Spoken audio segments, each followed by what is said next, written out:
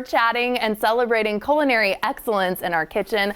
Iconic chef and educator Jacques Pépin is about to turn 90 later this year. And to celebrate his foundation, he's holding 90 fundraising dinners, 2 of which are in Seattle coming up. The foundation preserves, protects, and promotes Jacques' legacy while also empowering people facing barriers to employment through culinary training. And now, one of Seattle's own most iconic chefs, Tom Douglas, will be hosting a few of the dinners, and now he joins me with a preview. Should I just scream now too? We have Tom Douglas. Speaking of celebrity crushes, I have one with Jacques, and I have one with Martha. And my wife has given me a hall pass with Martha. Just saying. Whoa. I think tomorrow we need to do a whole segment on hall passes, because that could turn that conversation completely another way. Yeah. Oh, thank you so much for being here. Thank you. I've done Martha's show a dozen times, and she's never given me a hall pass. Oh, but she's never let you down. No, she's never let me down. She hasn't ruined meeting your heroes not for even you, for a second. or your crushes. Not even for a second. Oh, good to know. Okay, what are you going to show us how to make today? Well, for Jacques' supper on the 24th, I think, 26th, I can't remember, but for his supper, we're making a mozzarella tasting, we're making a roast pork, some black cod with clams, all sorts of things at Neb, our little Italian hideaway there behind Sirius Pie and Dahlia Bakery. So if you're in the grocery store these days, beef prices can be kind of shocking. Yeah, so I'm encouraging people, pork prices have really stayed somewhat reasonable. And a pork roast like this, you're looking at $4 or $5 a pound. So it's really not crazy numbers. Good bang for your and this buck. is a beautiful pork roast. And one of the things I like about a bone-in center cut pork roast, so you can see this is the center cut, and you often see this by itself in the grocery store. But I like when we leave the baby back ribs on the back. You do. And of course, when people make ribs, they always, I want the baby backs, they're the most tender, blah, blah. That's just this rib on the back of the pork loin. They're not baby pigs, right? It's the baby back because there's the spare rib too. So we've got a nice bone-in pork roast. And then if you can see on the camera, I've larded it with cloves of garlic. Which is, I just take a little paring knife and make an insertion just like this. Show us how you do that. Oh. And then stuff a garlic clove right down inside. Okay. Okay. Now I'm going to salt and season it. What are some of your favorite seasoning tricks? This is something it's available in most every grocery store, and it's just an herb salt. But what I love about this one is it's sel gris. So it's very salty salt. Okay. Because it comes right out of the ocean instead of being mined, say, in Salt Lake City or something like that. So for some reason, to me, it tastes super salty. This makes all the difference. And then I have got a line of spice rubs that I use a lot. And this is your own brand, yes. Yeah, I know, exactly. It's my veggie rub, but I'm using it on pork today. That's nice that you could use something like that. Veggies in the oven, pork, anything. Not? Okay, so now that we're all seasoned up. Oh, wow, that smells so good, the seasoning. Yum. And our veggie rub, it's more garlic and fennel, and you can really smell that. I think it's the fennel that I'm smelling. I love fennel. Okay. Okay. I'm going to take my butcher twine. Oops, I almost forgot this part. Put some herbs. I just went out to my front yard and picked some rosemary and some bay. This is in your own garden. Wow. And then I'm tying any trick here? When it's in your front yard, you have to make sure it's not where the dogs go, if you know what I mean. I know. I do know what you mean. Is this a cute tie, or how are we doing this? Oh, you're just making a tie because I'm flubbing my own. So there we go. Boom. Okay. Good. Oh, did you make a little bow? I did. Oh my goodness, that's incredible. Was that okay? I'm like, was that a no-go? That's incredible. Okay. Just a little Kelly flair. Now for me at home, I put this on my charcoal grill, low and slow, away from the heat. And how long would something like that on a charcoal grill? There it is. How long would something like that grill for? Maybe 2 hours. Whoa. We want about anywhere, depending on your level of comfort, 135 to 155. Oh. And so low and slow, put the lid on, and then we just pop it away, and this is what we end up with. Look at how beautiful that is. Yeah. So I'm going to take these off. I'm done touching the raw pork. What did you put next to it, too? What do you like to season or share with this dish? Well, I don't know if you know or not, but I have a farm in eastern Washington. My wife and I have a farm that we grow vegetables for the restaurants. Whoa. It's called Prosser Farm. And so these are Prosser potatoes, Prosser peppers, Prosser onions, and I just make a little mix, and kind of just for our plate today. Oh.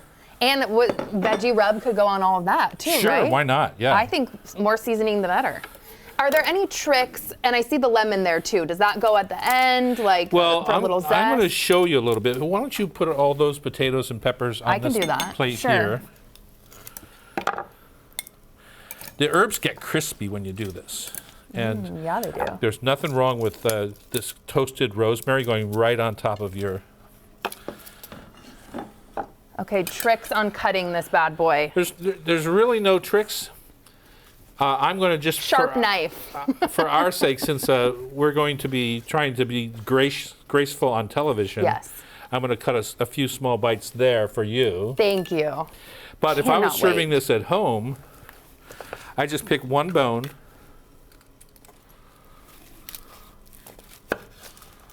Wow, hefty. Well, that's probably a little hefty. You're right. So. But I might be a little bigger than you.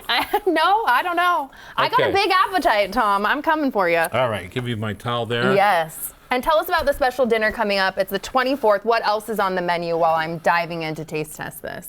Like I said, black cod. There's a little mozzarella tasting with different sorts of condiments to go with it. Some charred butternut squash. Ooh, so look at that sauce. Never waste a thing. And then for me, I always finish with a little bit of olive oil. Oh no, I'll put everything back. What was I doing? I got ahead of myself. This is lemon-infused olive oil. Oh. And then I want to take my crispy rosemary and just crumble a little bit right on top. Yum. Because when you're cooking, I think what's the difference between sometimes professional chefs and home cooks is layering the flavor. So I started with rosemary and I want to finish with rosemary. Interesting. Okay? Yeah, I'm going to layer the flavor. Okay, now I'm going to dive in, right? No? I'm getting ahead of myself. I'm too excited, Tom. Okay. Last thing is, and people don't do this enough, is maybe a little vinegar, or I use often lemon juice. Just finish with a little squeeze. And where this really helps, especially if you have a salt issue, is finish with that acid to brighten the flavor, which is what salt does, right? Yeah. It brightens the flavor. And then don't forget to have a little glass of wine with that. What do you pair it with? A red wine. This is a Barbera, which is the name of the grape, out of Asti, the little town in Piemonte, just south of Milan. Or as they would say, Milano. Oh, fabulous. Okay, now I'm going to dive in with this. And I hear you love collecting books. You have a first edition over here. What can you tell me about this special book? Well, you know, collecting books, my wife's uncle Clarence had all the Lewis and Clark books, the original maps and everything. He had millions of dollars worth of books, and I got interested in what made them valuable. And I collect cookbooks all my life. Wow. But what makes them super valuable as a trade is first edition, signed, good shaped covers. And so if you can see this one, I've had this book for 30 some years. It's Jacques' I think it's his very first book. It's called La Technique. He also has one called La Méthode. And I shop at these used bookstores, and I came across this one, first edition, and it was signed, not to me, but it was signed to Joan, love Jacques Pépin. Doesn't matter who it's signed to, it's signed, right? Wow. And then, of course, I put the plastic cover on to kind of keep it preserved. And now that book that I paid $25 for is worth over $500, probably close to $1,000. Whoa. And it's just something to think about when you're buying books or when you're a collector, like how do I preserve the value or even increase the value of this book. Now, I didn't buy it to sell it, but I love the knowing that I've got a signed first edition, and I think it's super sexy. And of course, Jacques. Ugh. You know, Jacques, people don't realize how long he's been around, but he was the original White House chef for John F. Kennedy. Did you know that? No. Yeah. Oh, my gosh. Because at the time, French chefs were everything. You know, guys like me coming along as American chefs, it really took Alice Waters and California cuisine to kind of celebrate that. But before that, I had a hard time getting a chef job if somebody from Europe was in front of me, right? Mm-hmm. And then, of course, I was younger, but it's just amazing how the system has changed. And now, you know, if you look in Jacques' book, it's the funniest thing, but it says something. I don't know if I can show it or not. I don't want to touch go it, ahead, but go ahead. Okay, I'm like, here we go. But I want to show you just By one the thing. way, the pork roast was absolutely fantastic. I want to show you something that has seriously changed. So there's the signature. Okay. But look at the dedication to the chefs who sweat to create friendliness and cordiality among men.